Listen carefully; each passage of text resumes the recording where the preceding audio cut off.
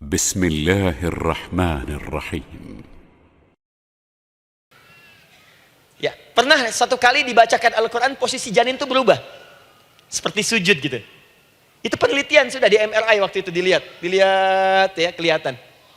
Jadi ada korelasi antara kesolehan orang tua dengan kesolehan anak yang sedang dikandung.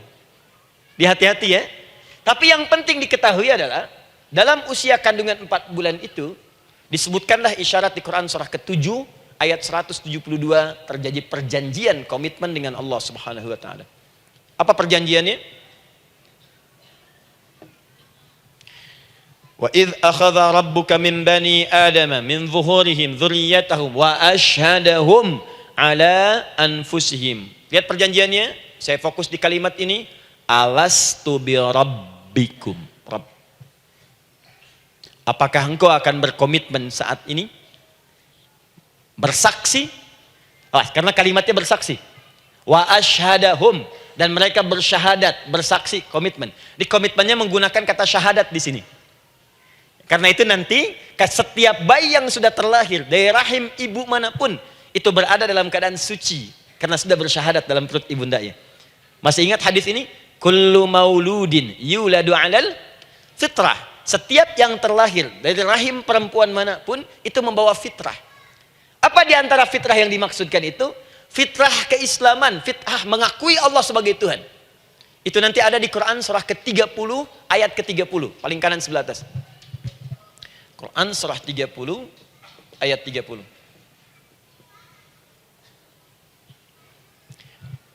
Fa'aqim wajhaka lid-dini hanifa.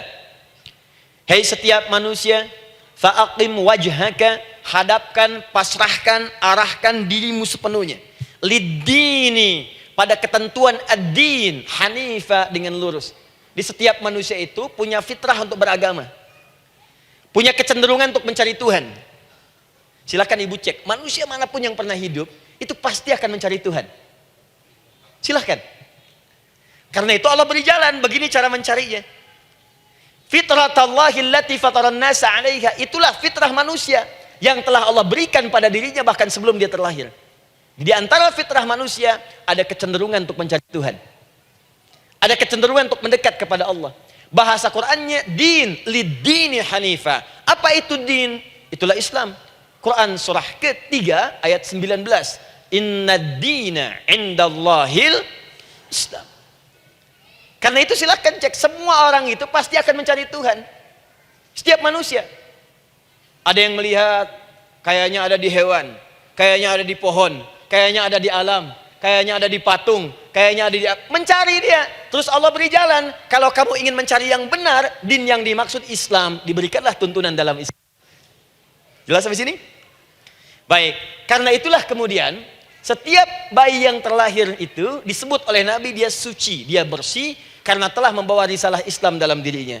Hanya sayang nanti fa'abawahu yuhawwidanihi au yunassaranihi au yumajjisanihi. Lingkungan nanti akan merubah dia keluar dari fitrahnya. Bisa dipengaruhi, tiba-tiba berubah misalnya keyakinan. Bisa karena kejadian tertentu dia jauh dari Allah Subhanahu wa taala. Dia muslim, cuman karena kondisi tertentu, pekerjaan menjauhkan dia dari Allah, lupa sholat. Telenovela menjauhkan dia dari Al-Quran. WhatsApp, Facebook, media sosial melupakan dia dari ibadah. Coba ibu, kalau online setiap hari berapa kali dengan media sosial? Ganti status. Online dengan Allah berapa kali dalam sehari? Coba hitung. Online dengan Allah yang paling maksimal kan sholat fardu 5 kali. Kalau 1 kali 5 menit kali 5 cuma 25 menit. 25 menit online dengan Allah. Berapa menit online dengan media sosial yang tidak nyata? Dan cita-cita masuk surga. Ayo sini. Nah, saya belum selesai. Jadi yang pertama, dalam perjanjian 4 bulan ini, pertama ada komitmen bersyahadat menuhankan Allah. Tapi yang kedua, ini yang dahsyat. Perhatikan kalimatnya, fokus. Saat Allah memperkenalkan dirinya, dalam kandungan kita, usia 4 bulan itu, dengan nama apa Allah memperkenalkan dirinya? Coba lihat ayatnya. Alastu bi rabbikum, dengan nama Rabb, Rabb, Rabb. Wa idh akhadha rabbuka, Rabb, min bani Adama dzurriyyatahum, awas, wa ashhadahum ala anfusihim. Alastu bi rabbikum, dengan nama Rabb. Rabb. Nah, ibu sekalian, kata Rabb ini itu berasal dari kata ar-rububiyah. Ar-rububiyah yang berarti sifat merawat, memberikan semua kebutuhan. Saya ulang ya. Merawat, memberikan semua kebutuhan. Sudah? Menyayangi, memaafkan, mengasihi, mengampuni. Masya Allah. Merawat, memenuhi sebuah kebutuhan, menyayangi, memaafkan, mengampuni. Jadi semua hal yang terkait dengan perhatian ada pada kalimat Rabb. Sifatnya disebut dengan rububiyah. Zat yang memperhatikannya disebut dengan Rabb, namanya Rabbun. Baik. Pelan-pelan. Seakan-akan Allah ingin berkata begini, hei, engkau buat perjanjian dengan saya sekarang. Engkau bersaksi, saya sebagai Tuhan, siap bersaksi, menuhankan saya. Nanti ketika kamu lahir, apapun yang kamu butuhkan dalam kehidupan, aku akan berikan. Kamu akan saya rawat, kalau sakit, kamu saya sembuhkan. Minta sesuatu yang kamu butuhkan, saya akan berikan. Kamu butuh sesuatu, saya akan hadir. Kamu salah minta maaf, saya maafkan. Kamu dosa minta ampun istighfar, saya ampuni. Kamu ingin sesuatu yang lebih baik, saya berikan. Pokoknya semua yang kamu inginkan selama engkau butuhkan itu baik, aku berikan. Kira-kira, maaf Bu ya, maaf sekali. Kalau ada yang nawarkan pada ibu, mau nggak ikut saya? Nanti sebuah kebutuhannya saya berikan. Kalau sakit saya berikan jaminan kesembuhannya. Kalau butuh sesuatu saya berikan. Kalau ingin ini itu selama butuh saya sampaikan. Kira-kira ibu nolak atau ikut? Baik. Ikutnya mikir dulu atau tidak? Tidak. Jangankan yang tinggi-tinggi Bu ya. Suami aja nawarkan. Mah mau nggak ikut papa? Papa nanti kasih handphone S10. Sama gelang nggak Pak? Ikut ya. Dan tanpa pikir. Dalam bahasa Arab, sesuatu yang disetujui tanpa difikirkan lagi, itu disebut bala namanya. Bala, sekali saja. Sekali, ya, tidak dua kali. Tidak ditambah, tidak dikurangi. Ingat, kalau Allah sudah sampaikan kalimat, jangan tambah, jangan kurangi. Ya. Bala, tidak ditambah nga, tidak disebutkan dua kali. Bala. Ya. Bala itu artinya siap. Ya. Tanpa pikir. Karena memang nggak ada yang dipikirkan lagi. Apa yang mau dipikirkan? Semua kebutuhan dikasih. Semua keinginan dikabulkan sepanjang baik. Kalau sakit ada jaminan disembuhkan. Dikasihi, disayangi, salah dimaafkan. Ya, kalau dosa diampuni. Apalagi yang kurang, nggak ada aib, nggak ada yang kurang, sempurna semua. Kita katakan bala tanpa pikir. Karena itu, perhatikan, setiap kita kemudian, ibu sekalian, datang terlahir ke bumi, mengalami kehidupan, fitrah kita setiap mendapatkan kebutuhan, kita akan menyebut nama Allah Subhanahu wa Ta'ala dengan nama yang telah dijanjikan itu. Silakan ibu cek. Bukankah ibu ketika ada kesulitan memohon kepadanya? Ya Allah, tolong sembuhkan ya Allah. Ya Allah, lancarkan ya Allah. Ya Allah, sukseskan suami saya. Ya Allah, tenangkan kehidupan rumah tangga kami. Ya Allah, anugerahkan solusi. Ya Allah, sembuhkan ibu saya. Semua minta kan? Dan dahsyatnya, ketika ibu memohon kepada Allah itu, ibu gunakan kalimat yang telah disepakati ketika Allah sampaikan kepada kita. Rabb, Rabb, Rabb. Perhatikan, kalau ibu berdoa, doa apa paling favorit? Rabbana atina fid dunya hasanah. Fil akhirati hasanah. Wa qina. Doa apa itu? Sapu jagat. Baik. Bu bayangkan, Nabi aja nggak tahu tuh istilah itu sapu jagat. Ibu tahu? Wah, Masya Allah, Indonesia kreatif. Luar biasa. Ada doa sapu jagat, nggak ada doa sapu nggak ada jagatnya, ada doa jagat nggak ada sapunya. Wah, pokoknya luar biasa lah. Ya. Ya, lihat, bukankah kalimatnya dibuka dengan Rabb? Rabbana atina fid dunya sana. Rabbana zalamna anfusana wa illam taghfir lana wa tarhamna lanakunanna minal la yukallifullahu nafsan illa laha ma kasabat wa 'alaiha mak. Perhatikan, Rabbana la innasina Rabbana Rabb. Ini ayatnya. Sapu jagat Quran surah 2 ayat 201. La yukallifullahu Quran surah 2 ayat 286. Rabbana zalamna Quran surah 7 ayat 23. Yang ingin saya sampaikan, setiap kita butuh sesuatu, kita menyebut namanya dengan kalimat Rabb. Kenapa kita katakan Rabb? Karena Allah sendiri menyebutkan dengan kalimat Rabb.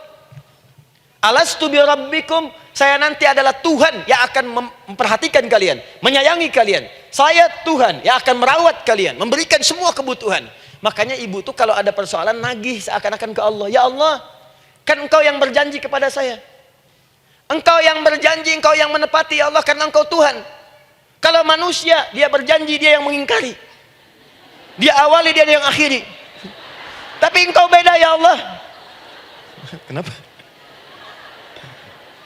Engkau berjanji, engkau yang menepati. Quran surah ketiga ayat 9. Innallaha la yukhliful mi'ad. Engkau yang berjanji, engkau yang menepati. Engkaulah awal dan akhir dari semua hal. Engkau mengatakan saya Rabb yang akan memberikan semua kebutuhan. Sekarang saya butuh ya Allah. Engkau berjanji akan menyembuhkan, sekarang saya sakit ya Allah. Engkau berjanji akan memberi solusi, sekarang saya sedang punya masalah ya Allah. Engkau berjanji akan memberikan kesuksesan, sekarang saya sedang menapaki itu ya Allah. Makanya ibu sebutkan kalimat Rabb. Jadi sesungguhnya doa itu adalah fitrah dari setiap manusia, karena mulai dibangun komitmen sebelum dia dilahirkan ke muka bumi. Jadi kalau kita bicara tentang doa, doa itu fitrah kehidupan bagi setiap manusia. Hidup. Sekaligus penanda komitmen yang membedakan antara Khalik dengan makhluk, hamba dengan Allah, manusia dengan Tuhan. Kan Allah katakan saya Rabb ya, saya yang ngasih, saya yang Tuhan. Berarti kita yang makhluk kan, kita yang butuh kan. Allah yang memberi, kita yang butuh. Untuk membedakan mana yang butuh, mana yang ngasih, maka pembedanya adalah doa. Jadi kalau ada manusia yang nggak pernah doa selama hidup, itu tandanya ada yang salah dengan kehidupannya. Karena seakan-akan dia nggak butuh Tuhan. Sebab perbedaan manusia dengan Tuhan itu sebelum lahir, salah satunya ditunjukkan dengan sifat butuh kita kepada Allah. Makanya sekaya-kayanya orang itu pasti berdoa. Manusia paling kaya di muka bumi pun kalau besoknya mau ada pekerjaan atau proyek, dia berdoa dulu tuh.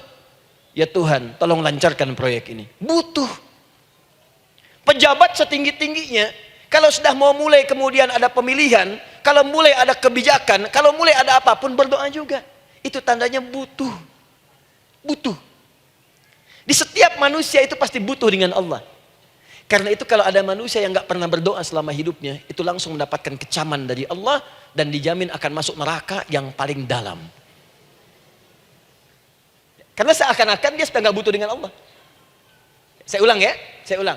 Doa itu fitrah hidup manusia yang sekaligus menunjukkan statusnya sebagai hamba.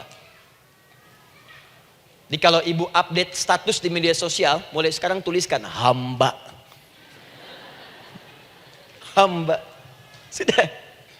Mau sifatnya apapun tetap hamba. Ya, mau pejabat, mau orang kaya, mau cukup, mau macam-macam, mau ustadz, mau syekh, mau habib, tetap ujungnya hamba. Dan butuh penghambaan itu diwujudkan dalam bentuk doa. Muncullah Quran surah ke-40 ayat ke-60. Wa qala rabbukum, Rabb, selalu Rabb. Wa qala rabbukum ud'uni astajib lakum. Innal ladzina yastakbiruna an ibadati, awas, sayadkhuluna jahannam dakhirin. Allahu akbar. Dan Rabbmu berfirman, mengingatkan kembali kepada kalian semua, hei hamba-hambanya. Kalau ada kebutuhan, kalau ada masalah, kalau ada permintaan, kata Allah, ayo doa sama saya. Minta. Kan kita sudah bikin perjanjian. Makanya Allah katakan, kalau punya masalah, Bu, berdoa. Bukan mengeluh. Kalau punya persoalan, Bu, berdoa. Bukan bikin status. Rasanya aku tidak sanggup. Ditulis di Facebook. Apain? Terus kalimat Allahnya pun jelas. Minta kepadaku, bukan mengeluhkannya. Kamu tidak seperti yang aku kira. Nungguin komen. Sambil masak, celing ada satu. Ucuk kunaon. Makin meluas masalah. Untuk abi mas sabar. Sudah. Paham ya?